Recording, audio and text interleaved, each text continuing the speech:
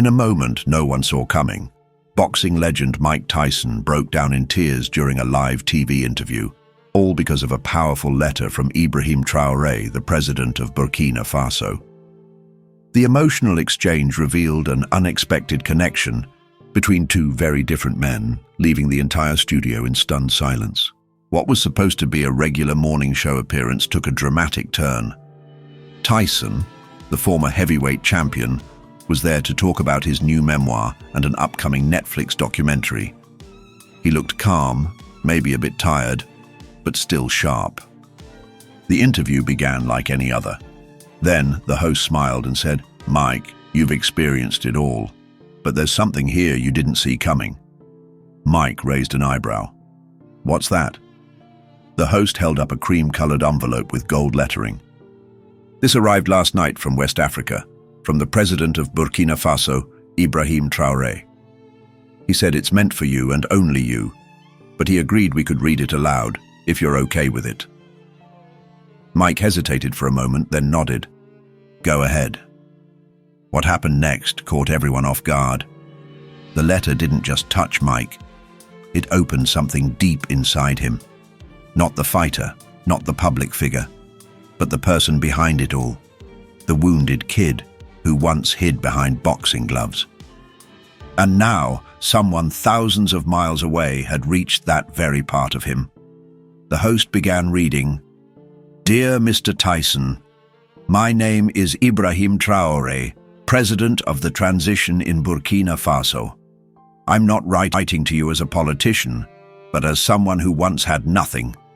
I remember watching you fight on a small, flickering TV in a crowded room." Mike's expression shifted. He leaned forward, his breathing slower.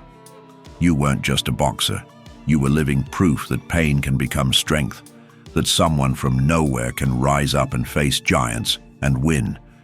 By now, Mike was visibly emotional. "When my country faced dark times, I thought of your eyes in the ring. Not your punches, but your eyes. They showed pain, strength, and a refusal to give up. That's the fire I try to lead with now." It was a deeply personal moment. Two men from different worlds brought together by struggle, strength, and unspoken understanding. The room fell completely silent. "Thank you, Mike Tyson," the host read aloud. "Not for being a fighter, but for showing me how to stand as a man." Mike looked away. His voice broke. "Stop. Just stop for a second." Tears were already welling up. He tried to smile, but you could see it. Something deep inside had broken. The host gently placed the letter on the table. Mike's hands were trembling. The studio had never felt this still. You could actually hear the quiet hum of the lights overhead. Mike lowered his head, trying to hold it in, but he couldn't. The tears came slowly, then all at once. "He saw me," Mike whispered. "Not the knockouts, not the fame, just me." He wiped his face, but the tears kept falling. "I was 14, homeless, angry. I didn't want to live. No one knew. No one cared." The audience gasped. "I fought," he said, "because it was the only time anyone noticed I was alive." Then he looked directly into the camera. "And to know that someone on the other side of the world watched me and became a president." He broke down completely. The cameras didn't cut away. No one moved. The most feared man in boxing was now the most vulnerable man in the room. In that moment, it wasn't about fights or titles. It was about being seen. About a broken boy who once had no voice, helping another boy become a leader. Out of pain came purpose. From fists came peace, and from a letter came healing. After the show cut to commercial, Mike sat silently, still wiping his tears. The host leaned over and gently asked, "Do you want to keep going?" Mike nodded. "Yeah, the world needs to hear this." When the cameras came back on, the tone had changed. There were no more talking points, no book plugs, just truth. Ibrahim Traoré, Mike said, voice full of emotion. I've never met you, but I feel like I know you. He held the letter close to his chest like something sacred. I wasn't supposed to make it out of my youth. I was a thief, a street kid. I was locked up before I ever felt love. The crowd leaned in, silent.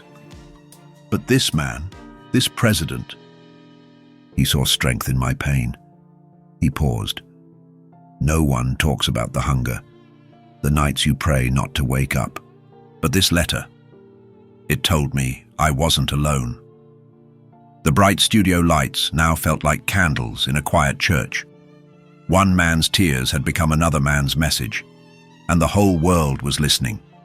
That same night, thousands of miles away, President Ibrahim Traoré sat alone in his modest office in Ouagadougou. The lights were dim, the fan spun slowly above, and his security detail waited outside. He watched the broadcast live. As Mike cried, Ibrahim looked down and quietly wiped his own tears. He felt it, he whispered in French. He truly felt it. On the wall behind him weren't portraits of world leaders, but photos of everyday people, kids in dusty schools, farmers, nurses, soldiers, his people. And next to them, a small framed photo of a young Mike Tyson, shirtless, fists clenched, eyes full of fire. It was never just about boxing. It was always about the spirit. A few minutes later, an assistant entered with urgent news. The UN just called, she said. They saw the interview. They want to talk about your education reforms again. Ibrahim nodded. Let them wait. Tonight, he said, turning back to the screen. The world doesn't need politics. It needs truth. Back in New York, the interview had already gone viral. Within hours, millions had seen it. Clips of Mike Tyson crying while hearing the letter from Ibrahim Traoré flooded the internet. Celebrities reposted it. Schools played it. Refugee camps in Africa cheered. But it wasn't over yet. Just after midnight, Mike's phone rang. Unknown. Number, international code. He hesitated, then answered. Hello? A calm, deep voice replied, Mr. Tyson, this is Ibrahim Traoré. There was a long pause. Mike's throat tightened. You're the man from the letter? Yes, Ibrahim replied. And you're the man who taught me how to survive when I was just a barefoot boy with nothing. They didn't speak. Like legends. They spoke like two men who had been through it. Survivors. Thank you, Mike whispered. But Ibrahim gently shook his head. No, Mike. Thank you. You gave me the strength to stand tall when the world told me to stay down. There was another quiet pause. Then Traoré asked softly, Mike, would you come to Burkina Faso? Mike blinked, caught off guard. For what? Not for a fight, the president said. For hope. And in that moment, two men from two different continents, both shaped by struggle and scars, found a rare connection, a bond built not on fame, but on shared pain. And something truly meaningful had just begun. That night, Mike couldn't sleep. He kept reading Ibrahim's letter over and over. It wasn't flowery or poetic. It was raw, honest. One line stayed with him. When I was 13, I didn't fight with gloves. I fought with hunger. Mike felt that in his bones. He remembered being that same hungry kid in Brooklyn, stealing food, getting into fights, ending up in juvenile detention. Back then, no one believed in him. No one but one trainer who changed his life. Just like Ibrahim, who had nothing until he chose to believe in himself. The next morning, Mike's team entered his dressing room, ready with his packed schedule, brand meetings, photo shoots, media calls. Mike looked at the papers, then tore them in half. I'm flying to Burkina Faso. They stared at him. Are you sure? Someone asked.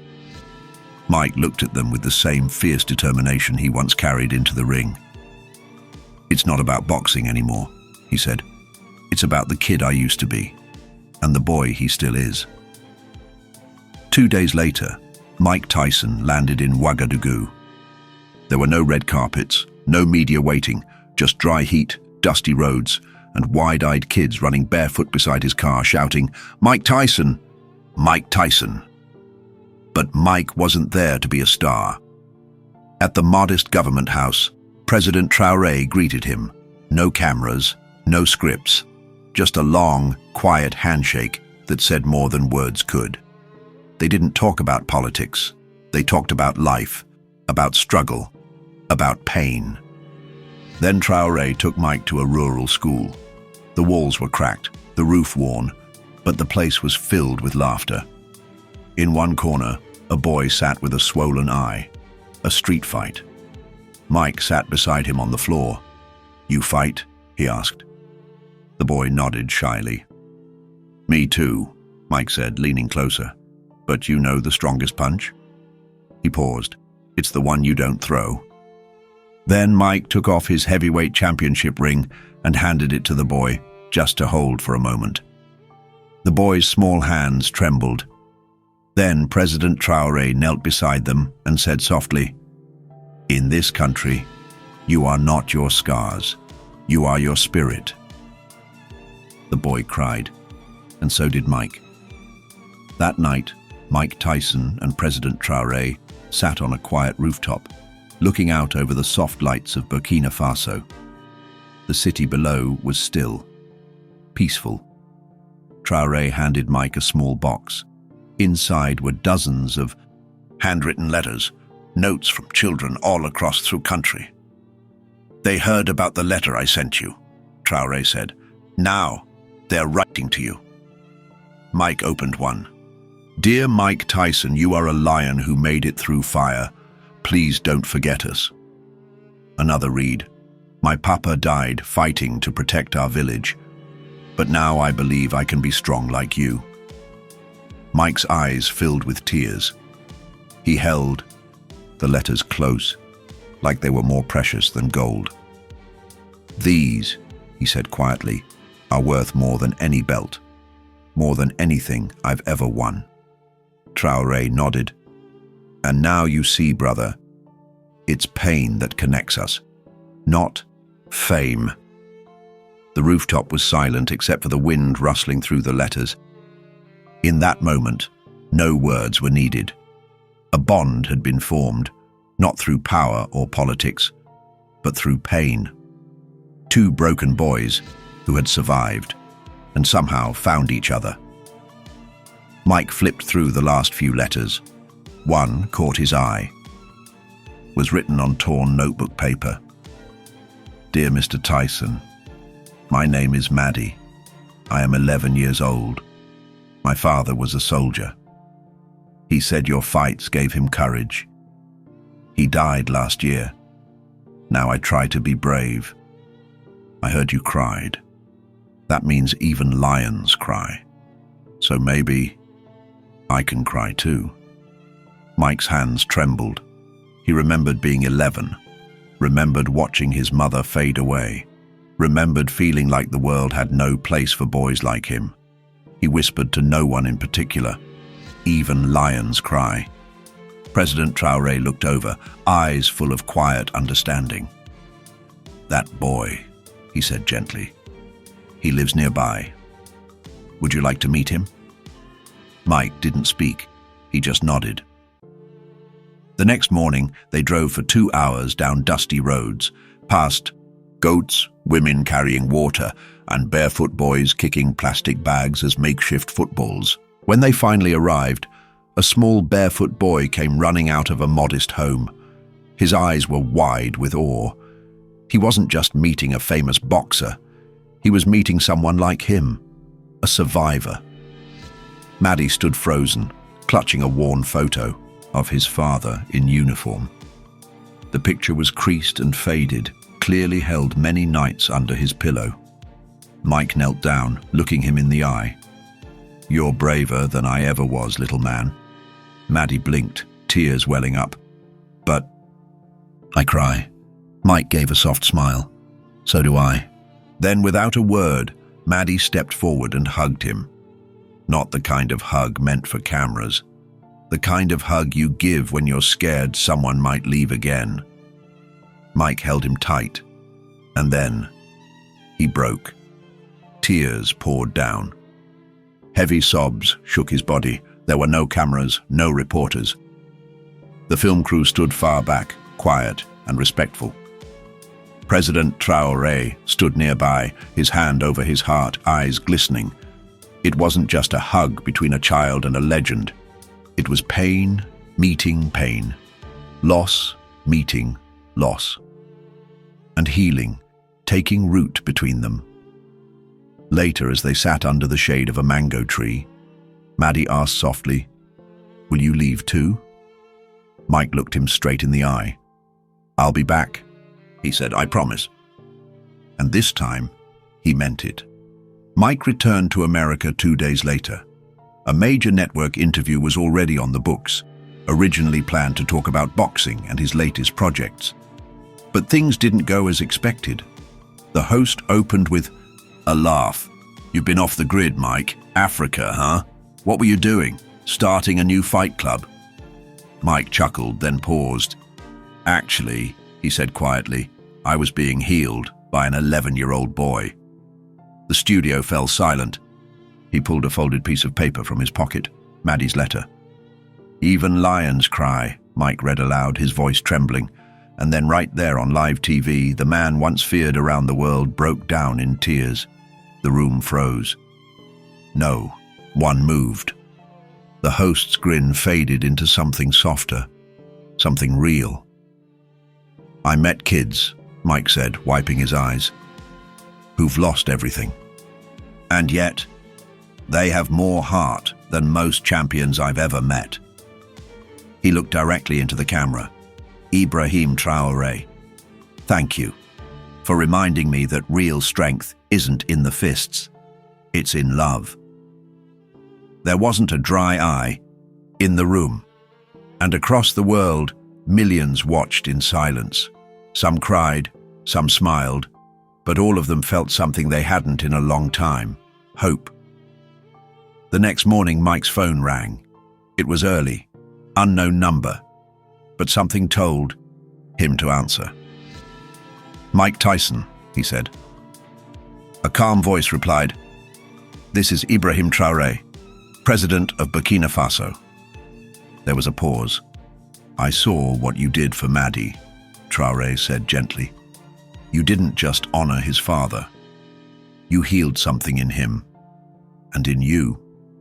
Mike was quiet, deeply moved. Then Traoré continued, "I'd like to invite you back, not just for one boy this time, for an entire nation.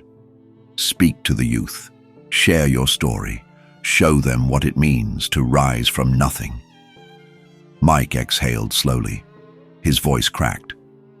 "You don't know what that means to me, brother," Traoré replied. "I do." They made plans right then and there. Within 48 hours, Mike was on a flight back. This trip wasn't about fame, it was about redemption. It was about turning old scars into new purpose. The schoolyard in Ouagadougou was packed. Hundreds of students in faded uniforms sat on the ground waiting. Some held notebooks. Others clutched wrinkled newspaper clippings of Mike in the ring. He arrived quietly. No red carpet, no flashing lights. Just Mike, a chair, and a translator. He began to speak. Slowly, clearly. Every word landing like a punch, not on the body but on the heart. "I used to think I was just a weapon," he said. "I didn't know I had a heart, until I listened to a child." He talked about Maddie, about his mother, prison, how he fought in the ring, because he didn't know how else to fight his pain. Boys in the crowd began wiping their eyes. They had grown up thinking real men never cry. But now they saw a new kind of strength. Mike stepped off the stage and walked into the crowd. He pointed at one boy. You think no one sees you, but I do. You're strong, even when you feel broken." The boy burst into tears, then another, then another. From the back of the crowd, President Traoré wiped a tear from his cheek. This wasn't a speech. This was a revolution of hearts. That evening, Mike and Traoré sat side by side under the stars. No cameras, no press. Just two men who'd lived hard lives, finally finding peace. Mike broke the silence. "Why did you write that letter, Mr. President?" Traoré smiled softly. "Because I saw the boy behind the fighter, and I believed the world still needed him." Mike didn't respond. He couldn't. His throat tightened. Then Traoré added, "You remind my people that strength isn't about fists. It's about rising again, every time life knocks you down." Mike nodded slowly. "That's all I ever tried to do." They shook hands. No, they clasped hands. Like brothers, like two survivors from different sides of the world, finally understood. The next morning, photos from the school visit spread online. Not because of fame, but because of truth. People cried watching Mike Tyson hug children, telling them they mattered, reminding them that scars weren't shameful. They were proof. You survived. Mike Tyson left Burkina Faso, not just as a boxing icon, but as a healer. And the world saw President Ibrahim Traoré in a new light, not just as a leader, but as a man who listens to hearts. Back in New York, Mike returned to the same studio where it had all begun. The host invited him back for a follow-up interview. The producers expected the usual, light banter, a few laughs. But when the lights dimmed, there were no jokes. Mike sat down. He looked older, softer, wiser. His hands trembled slightly as the host asked, "Mike, what changed you the most in Burkina Faso?" Mike looked into the camera, eyes full of truth, and whispered, "A child and a president." Mike reached into his coat pocket and slowly pulled out a small folded paper. It was a drawing, made by Maddie, the little boy from the village. Just a simple sketch, Mike holding Maddie's hand, and behind them President Ibrahim Traoré, smiling. The studio went completely still. Mike looked at the drawing, his voice catching in his throat. "He doesn't want to fight anymore," he said softly. "He just wants to grow." The audience held their breath. The host, usually quick with words, sat silent. Mike looked up. His voice cracked again. "That boy, he gave me peace." He paused. "And Traoré, he gave me purpose." A single tear rolled down his cheek. And in that moment, the world didn't see a fighter, not a champion, not a legend. They saw a man, finally healing. After the show, Mike sat alone in his dressing room. A staff member knocked gently and walked in, holding a brown envelope. "This just arrived," she said. "International mail." Mike opened it carefully. Inside was another letter from President Ibrahim Traoré. The handwriting was familiar, the words even more so. "My brother Mike, they call me a president, but I am just a man who dreams of healing, dreams of peace. Your visit reminded us that pain is not the end. It is a beginning, if we dare to feel it, not fight it. Burkina Faso thanks you, I thank you." And the boy now sleeps peacefully. Mike stared at the letter. And for the first time in years, he whispered a prayer. Not for himself, but for every broken kid in the world, and every leader with a heart. He pressed the letter to his chest. "I was never the baddest man on the planet," he whispered. "I was just a boy and waiting to be heard." And finally, someone had listened. 1 week. That's all it took to turn pain into purpose. Mike Tyson stood on a quiet balcony in Harlem, watching a few neighborhood kids sparring in the street. Below, he wasn't their coach. He was just there, present. One of the boys tripped and fell. Mike didn't laugh. He walked down, lifted him up and said, "Every fall teaches you how to rise." His phone buzzed. A message from Burkina Faso. A photo. Maddie stood proudly next to a brand new boxing gym. Above the doors, Tyson Hope Center, sponsored by the government of Burkina Faso. Signed by President Ibrahim Traoré himself. Mike closed his eyes. The world had once called him a monster. Now, a boy across the ocean saw him as a mentor. And for Mike Tyson, that was enough. The end. But remember, your tears matter. If this story touched your heart, even a little, like to show love, subscribe to hear more true stories that heal, and comment below. What moment moved you the most? Let's fill this space with love, with strength, and with second chances. Because even the toughest fighters need someone to believe in them. Until the next story, stay human, stay kind,